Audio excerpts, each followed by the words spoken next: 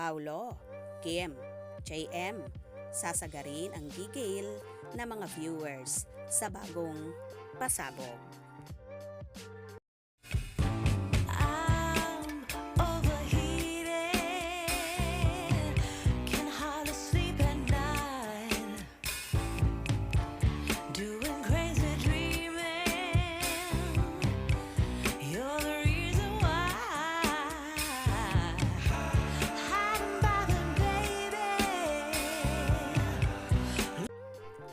Sasagarin na ang gigil ng mga manonood sa Linlang the teleserye version pagkatapos nitong maglabas ng magarbong mid-season poster.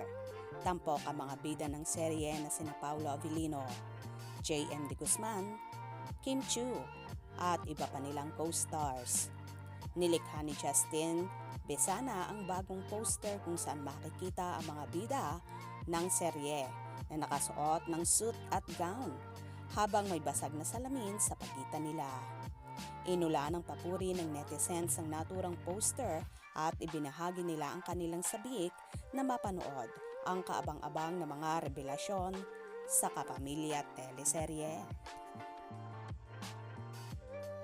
Sa pagpapatuloy ng kwento ngayong linggo, lalong naging komplikado ang relasyon ni Victor, Paulo at Juliana, Kim, dahil mainit pa rin ang dugo nila sa isa't isa at hindi sila nagkakasundo sa pagdadalang tao ni Juliana.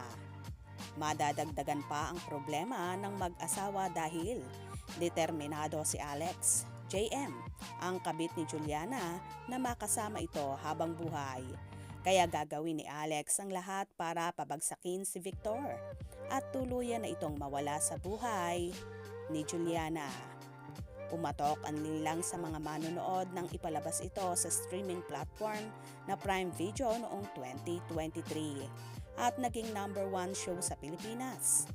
Usap-usapan ang serye online at parati rin itong trending dahil sa pasabog ng mga eksena at revelasyon sa kwento na umiikot sa panluloko at paghihiganti. Sagarin ang gigil gabi-gabi ng 8:45 PM pagkatapos ng FEJ's Batang Quiapo sa Kapamilya Channel, A2Z, TV5, Awan TFC at Kapamilya Online Live sa YouTube channel at Facebook page ng ABS-CBN Entertainment.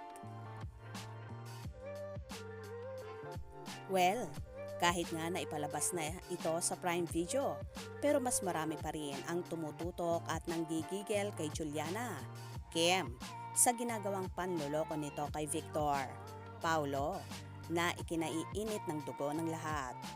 Tila hook na hook naman ang mga manonood at dalang-dala sa takbo ng istorya kaya naman lalong naging exciting pa ang mga tagpong magaganap.